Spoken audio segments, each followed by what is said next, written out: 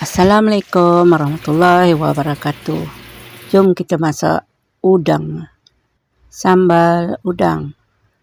Ada cili kering yang dibuang biji ya. Ada bawang besar 1 biji, halia setengah inci, bawang putih tu dalam 2 biji. Kisar halus ya. Goreng udang tu hingga masak ya. Tak perlu lama ya. Biar minyak panas, masukkan udang, balik-balikkan, dah angkat. Udang kalau lama digoreng nanti dia liat. Okey, dah boleh angkat ya.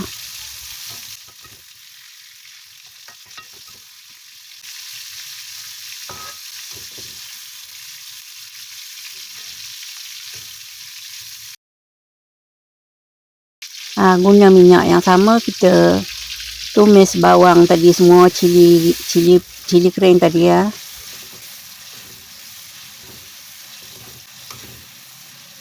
Hingga cili semua tu masak ya.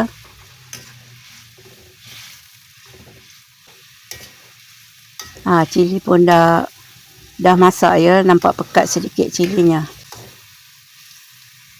Tunggu mendidih lagi ya, sikit lagi. Macam ni dah okey, boleh masukkan gula merah sedikit, sebut perasa. Itu masuk sos tiram dalam 1 sudu makan.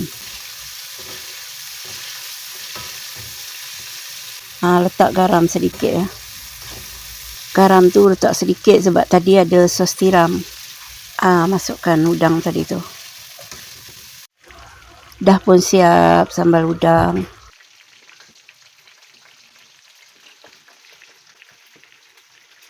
Bahan kisar 3 biji bawang putih, setengah inci halia ya. Letak 1 biji telur, sedikit minyak, 6 sudu tepung jagung, 3 sudu rempah kari daging, serbuk ketumbar, jintan putih dan gaul perap 30 minit ya. Panaskan minyak tu, masukkan ayam tadi tu. Masa ni api kuat, nanti bila dah kita masukkan ayam tu, perlahankan api ya. Nanti hangus pula, dalam tak masak.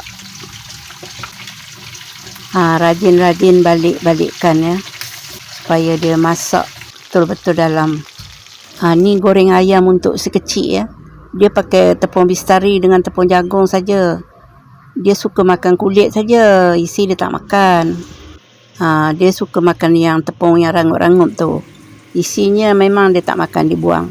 Itu sebab opah goreng kaki ayam, kepala ayam, tengkuk ayam. Dah pun siap ayam goreng berempah. Assalamualaikum warahmatullahi wabarakatuh. Jumpa lagi di lain video. Okey, bye-bye. Selamat mencuba.